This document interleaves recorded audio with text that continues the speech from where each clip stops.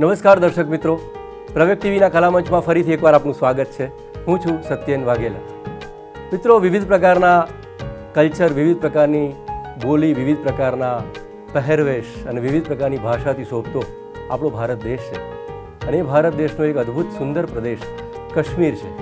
અને એ કાશ્મીરનું એક અણમોલ રત્ન, કાશ્મીરી લોકસંગીત અને કાશ્મીરી સૂફી સંગીતના એક અદ્ભુત ગાયક કલાકાર આજે આપણી સાથે ઉપસ્થિત છે, ગુલઝાર અહેમદ ગનાઈ.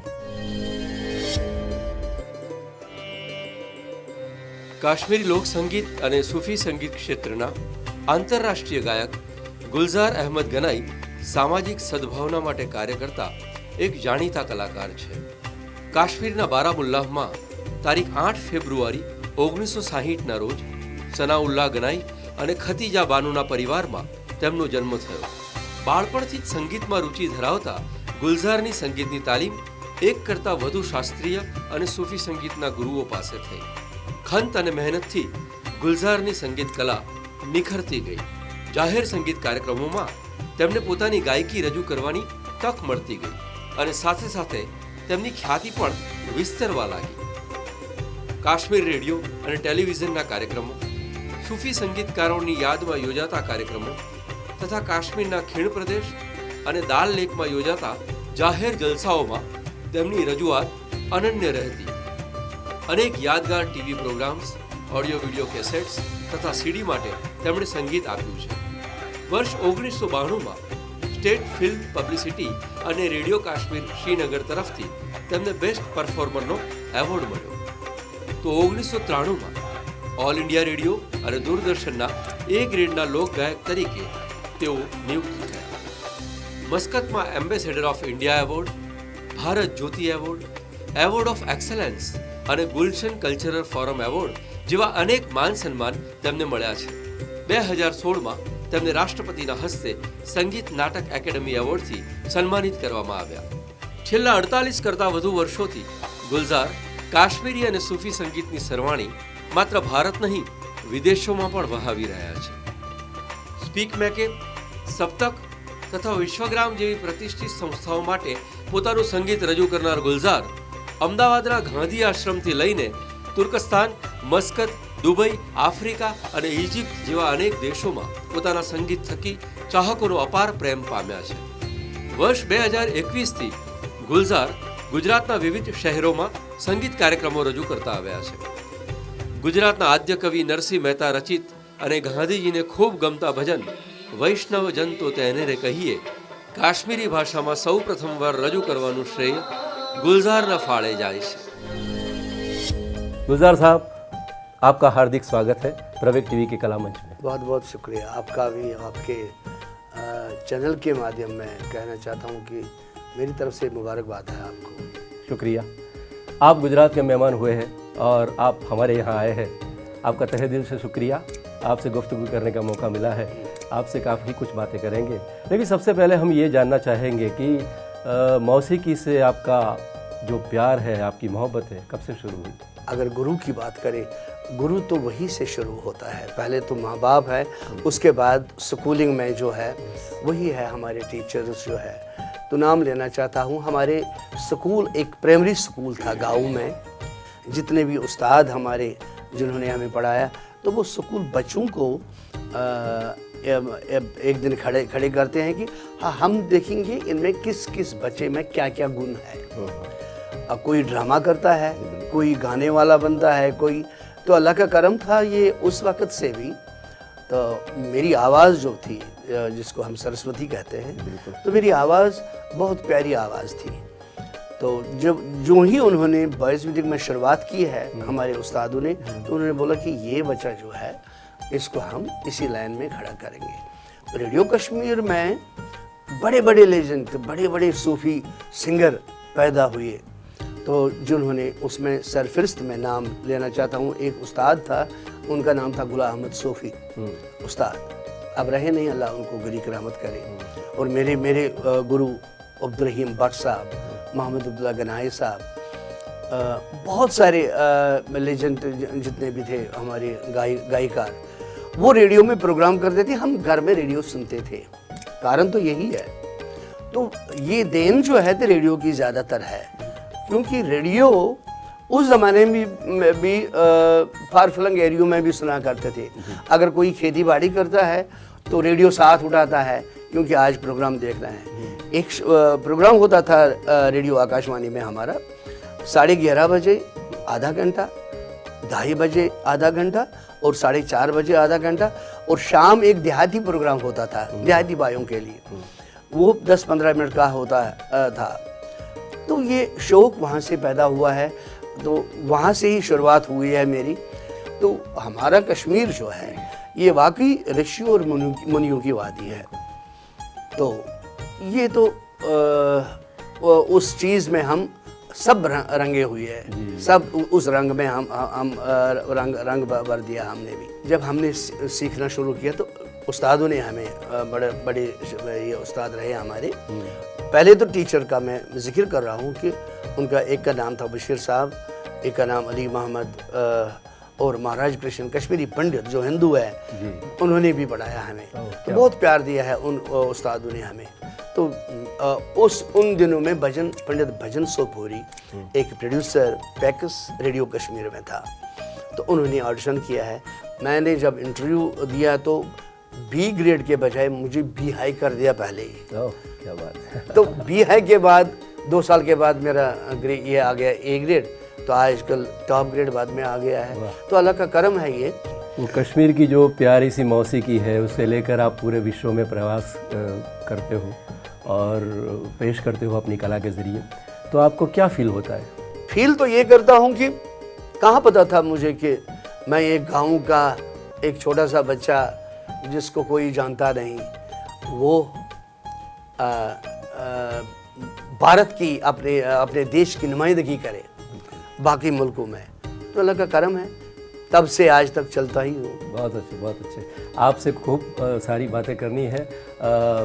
मैं रिक्वेस्ट करूँगा कि आप कुछ प्यारा सा सुनाएं आपकी मौसीकी। क्या सुनेंगे आप बताइए? जो आप जी चाहे, आपका जी चाहे, कश्मीरी कुछ हो जाए। कश्मीरी हो प्लीज। जाए। Thank you.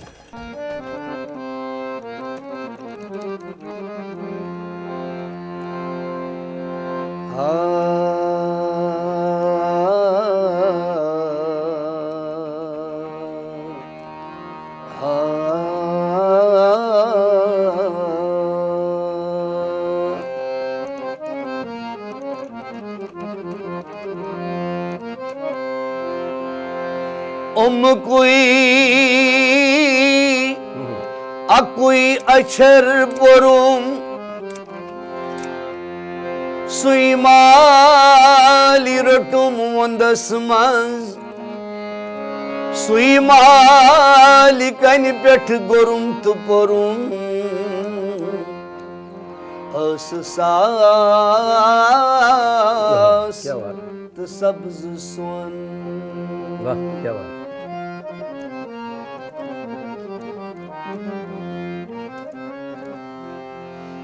शिवची थली थली रोजान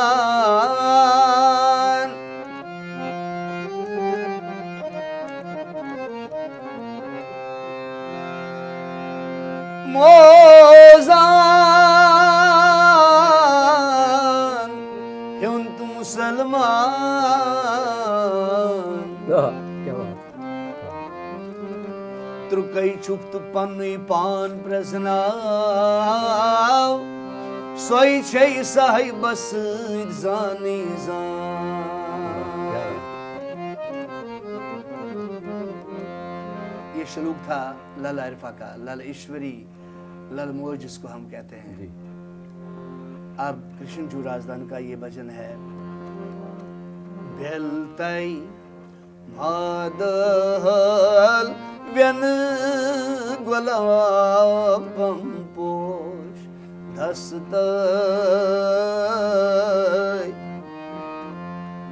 पूजाय लागस परम शिव शिवना धस्तय भेलतय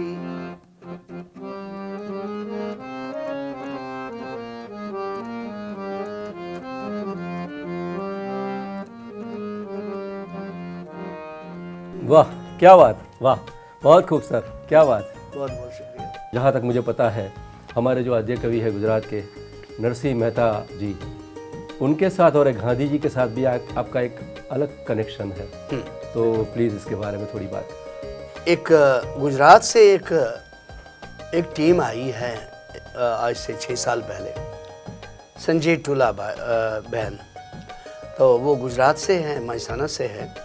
उन्होंने एक बहुत ही अच्छा काम अंजाम दिया है। जब 2005 में भूकंप आया था हमारे कश्मीर में, उड़ी साइड में उस वक्त वो भूकंप आया था, तो उन दिनों उन्होंने बहुत अच्छा काम किया है। बोला कि हम ऐसा करते हैं, एडमिशन करते हैं, अगर कोई गरीब बच्चा है हम उसको एडमिशन करवाते हैं अपने गुजरात में। मैंने बोला ये बहुत बड़ा काम है, तो फिर आपसे पैसा नहीं लूँगा मैं, कोई बात नहीं, हम आएंगे आपके गुजरात में इंशाल्लाह ताला, हम जुड़ेंगे। तो वो दिन आज से 6 साल पहले हम जुड़ गए उस विश्वाग्राम के साथ। तब से हम आज तक गुजरात आते हैं। जब हम जुड़े इस संजय भाई के साथ, संजय टोला के साथ, तो हमने पहला प्रोग्राम हमने विश्वाग्राम में, ये क्या बोलते हैं इसको, सप्तक में किया। सप्तक यहाँ गुजरात में आपको पता है क्लासिकल म्यूजिक का बहुत बड़ा फेस्टिवल होता है। तब से तो मुझे गुजराती लोग बहुत प्यार करते हैं और जानते हैं, मैं भी इनके साथ बहुत प्यार करता हूँ, क्योंकि गुजरात वो जगह है जहाँ पे हमें वो एक किरण नज़र आती है, जैसा कि बापू को भी एक किरण नज़र आ गई है कश्मीर में। तो हालात जब थे ख़राब, हम भी कहते हैं, संजय भाई भी कभी कभी कहते हैं कि हालात जब ख़राब हुए हैं हमारे कश्मीर के, अगर बापू जिंदा होता तो वो कश्मीर में होते। क्या बात, क्या बात। नरसी से गांधी तक हमने एक यात्रा शुरू किया है 750 साल पहले। तो नरसिंह मेहता जी जो हमारी गुजराती भाषा के वो आद्य कवि के, हाँ, और वो भी सूफी संत था। तो जब हमने सुना है तो उनका तो वो गाना तो आपको पता ही है कि वो पीढ़ पर आए जाने रे, वैष्णव जन। तो वो कहता है कि बाबू को वो बहुत पसंद था। एक हमारी कश्मीरी पंडित बहन है, कश्मीरी हिंदू बहन है, उन्होंने मुझे सवाल किया, बोला कि गुजर साहब, ये जो वैष्णव जन, क्या उसका ट्रांसलेशन हो सकता है कश्मीरी में? मैंने हाँ, तो तब तक नहीं हुआ था ये, तब तक नहीं हुआ, आज 47 से लेके आज तक नहीं हुआ। तो करना चाहिए था ना, ये तो वो बहुत पहले करना था।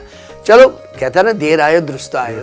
अगर देर से ही, अगर हमसे ही ये काम हुआ है तो बहुत अच्छी बात है। हम अपने आप को बहुत कामयाब तरीन इंसान समझते हैं इस मामले में, क्योंकि मैंने वहाँ भी हाजिरी दी है जो जूनागढ़ में है। आपको पता ही है कि वो सूफी संत जूनागढ़ गुजरात समाधि है, उसमें नरसिंह मेहता जो है, ये तो भगत था, जन्म तलाजा भावनगर में है, उसका जन्म हुआ है, लेकिन उनकी कर्मभूमि जो है वो जूनागढ़। हाँ, जूनागढ़ में। तो हम वहाँ भी गए थे।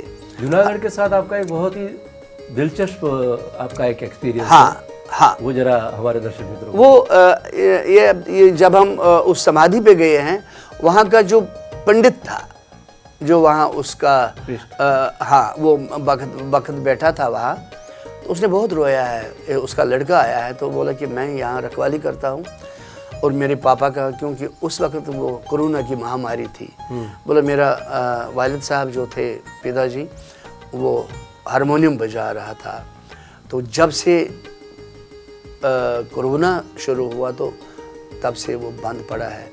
आज मुझे लगा है कि क्या आप उसको बजा सकते हैं? मैंने बोला मोस्ट वेलकम, आप भाई प्लीज़ आप लाओ उसको। उसने रोते रोते कहा, तो मुझे भी बड़ा फील हो गया, तो मैंने वो उस हारमोनियम को बजाया। तो और वही गाना मैंने उसकी समाधि पे, नरसिंह मेहता जी की समाधि, हाँ, वैष्णव जन तो फिर ट्रांसलेट की बात आ गई। तो एक प्रोफेसर है हमारे, शाहबाज हाकवारी साहब, उसका नाम लेना बहुत ज़रूरी है।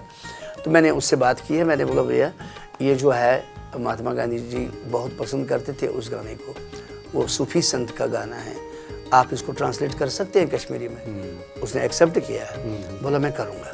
तो लिहाजा वो वैष्णव जन मैंने वहाँ से शुरू किया है, तो वहाँ भी रिकॉर्ड किया है। अब पूरे गुजरात में हम उसको गाते हैं और लोग बहुत ही पसंद करते हैं। आपसे गुजारिश है कि आप थोड़ा सुनाएंगे ये वैष्णव जन। हाँ, बिल्कुल। कंपोजिशन सेम रखा है आपने, सेम। क्या बात है। उसमें तो बहुत हाँ, जरूरी उसमें नहीं कर सकते, वो नहीं कर ऐसा सकते। प्यारा सा वो कंपोजिशन है। विष्णु जन गौ सुयुस डेशी कांसी दुखस माजगारस्तन अथ शहलवित स्वच्छवत नवीत अथ शहलवित स्वच्छवत नवीत कफन आसे स्थगुन मन विष्णु जन गौ।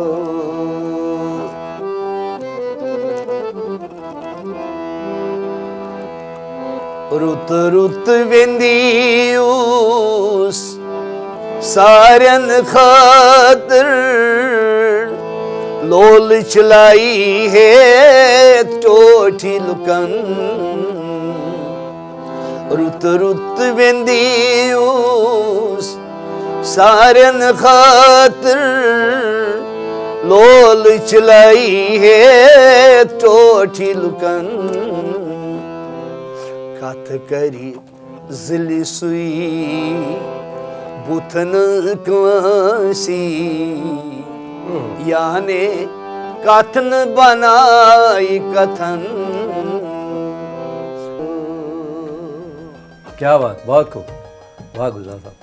गुलजार साहब, जो कश्मीरी पंडित परिवार है जिन्होंने काफ़ी तकलीफ झेली है और आप उनके काफ़ी करीब रहे हैं, तो आपका और उनका एक रिश्ता एक अलग रहा है, प्यार बना रहा है। बिल्कुल। तो उसके बारे में थोड़ी बात।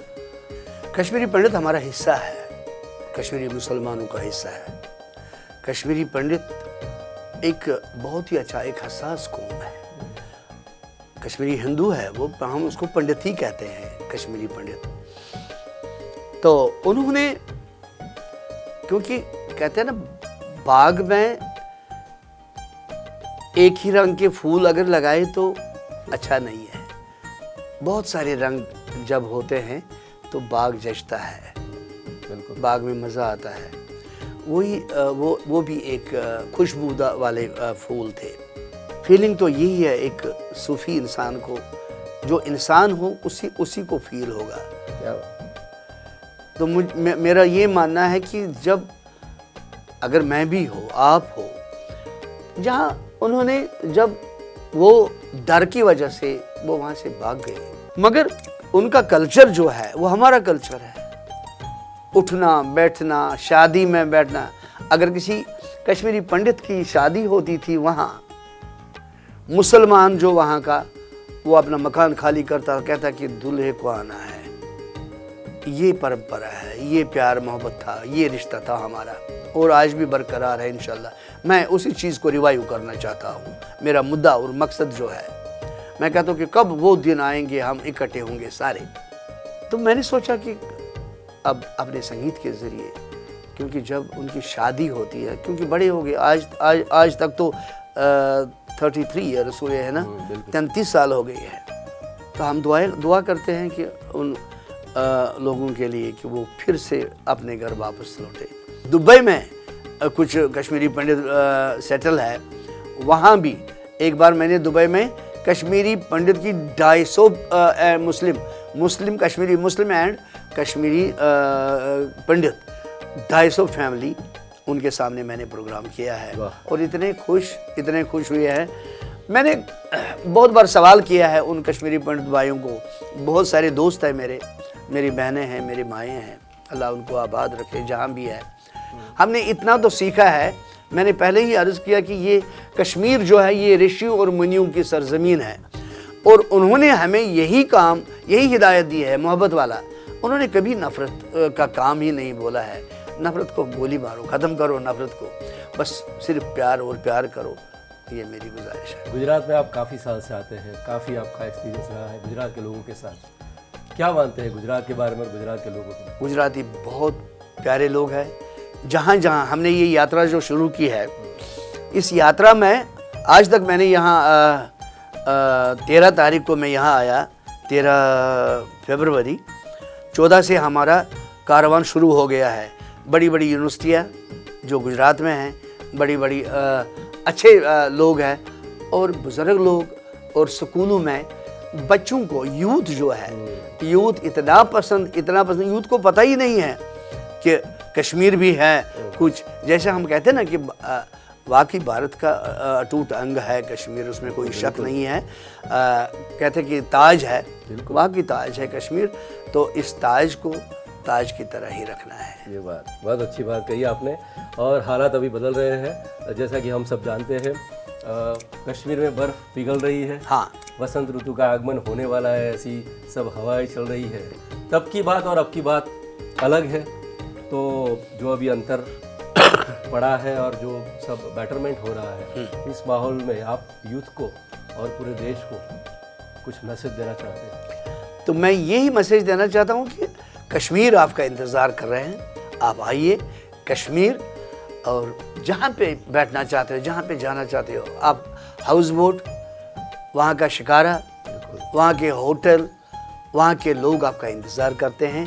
जब आप आएंगे हम खड़े आपके इस्तकबाल के लिए रहेंगे। क्या बात। एक प्यारा सा नगमा हो जाए आपकी ओर से। बुमरो बुमरो।